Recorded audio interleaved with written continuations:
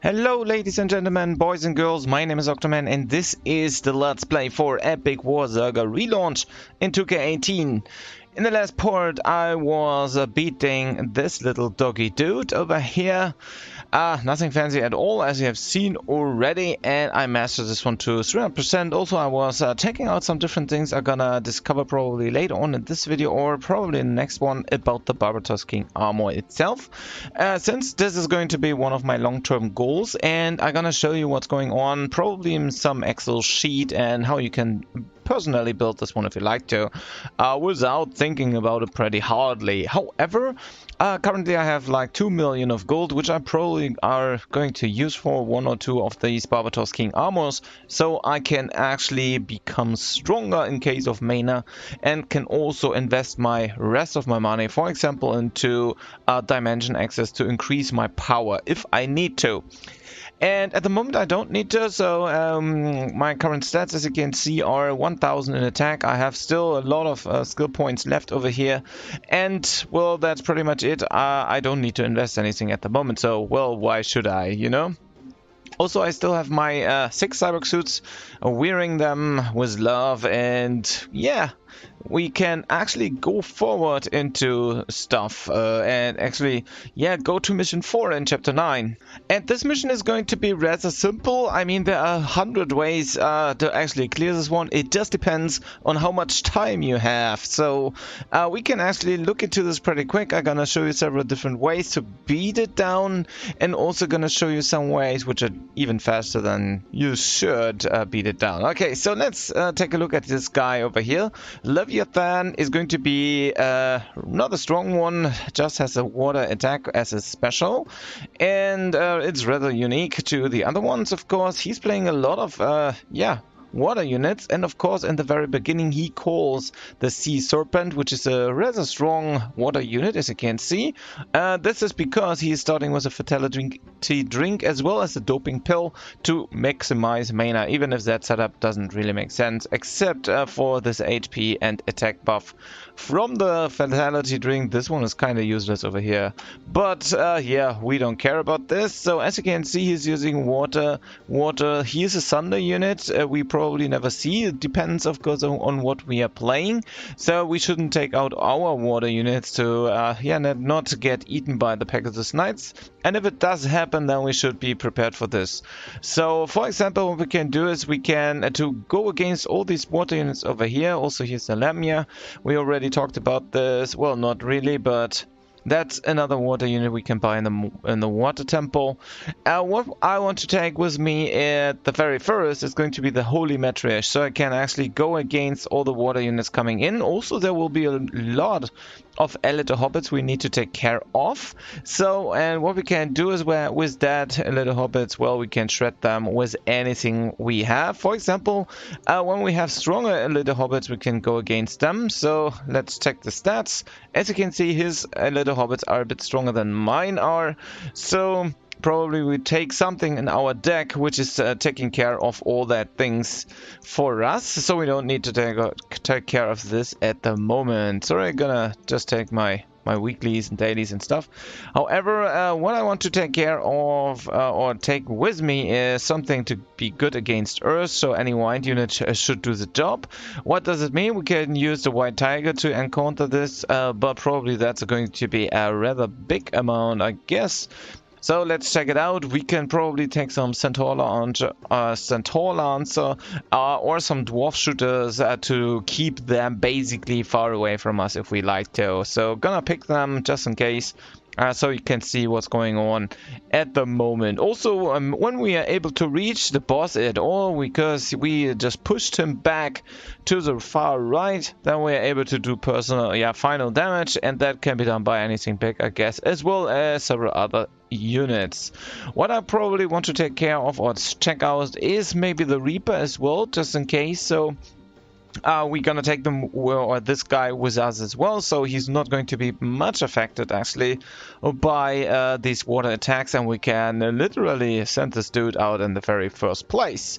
The downside is for the Reaper, once again, when you are checking this one over here, he might get hit by thunder units, which are this Pegasus Knights, so we're gonna have to take care of that as well. Okay, so let's get into battle, and as you can see, he starts with the Sea Serpent, and he's going to do, or has nothing else. So what I do is, at the very first, I want to make sure that I put some Holy Matriarch outside so they can take care of this dude over here, and we also don't need to take care of all the Lamias and stuff. So as you can see, they are already starting to do their job quite well, so we don't need to take care of anything. But now he's sending a little hobbits, which I want to encounter now with this little dwarf shooter, so my Holy Matriarch hopefully are not going to die from the elite hobbits.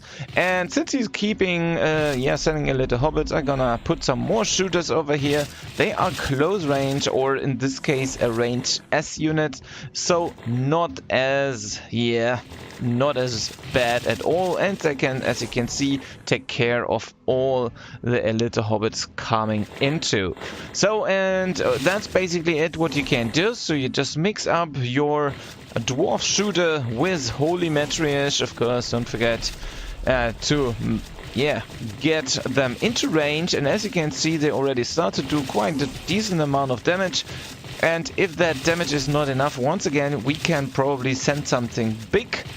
For example, we could go and send a Reaper out over here. He's not the fastest at all. Probably all our other units are getting done sooner or later. Also, I want to make sure that I send some more of these little dwarf shooters, since they're gonna get reduced currently to 0.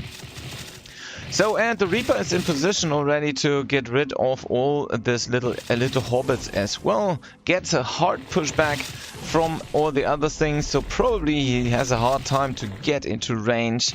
Meanwhile, all the other units are coming as well. Now he's not getting hit anymore, but as you can see, when he's actually able to do some hit, he hits quite hard and can finish this mission with all the small units. So if you have trouble with that, you can probably send the Reaper in the very first place, but make sure that you send some Holy Matriarch at the very beginning. So that's what I want to test out pretty quick once again. So I go and get one pack of Holy Matriarch outside, and whenever I can, I'm gonna send the Reaper afterwards. So probably I'm gonna take like 2 out of them, like 2 times the Holy Matriarch, to keep track or get rid of the little elite hobbits as well as the Sea Serpent. And once and whenever we are able to do anything, we should be able to get the Reaper out. So, but I don't do this at the moment, since as you can see, the Pegasus Knights are arriving, and my thunder units over here are rather strong. So now I'm at the point where I can protect myself with like 3 times the Holy Matriarch, and now I wait until I can get out my Reaper, and the rest is going to be taken care of by my Holy Matriarch. So, and now it's time to get the Reaper out and bring him into the front line. Also waiting for the second one to whenever I can actually create one, and then we shouldn't have any problems at all to beat this dude probably even faster down as I have done before.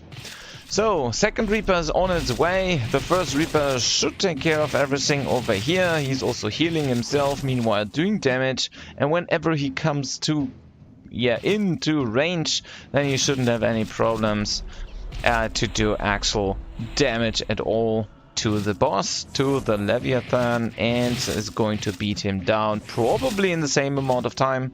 But as you can see, the problem is, as always, that he's mixing up sometimes those Pegasus Knights into the deck, and that's probably the hardest one we need to take care of. So we have now 3 Reapers on the boss doing decent amount of damage now to him, and the fourth one is going to be there as well, and that's what I would say is going to be one of the possibilities over here.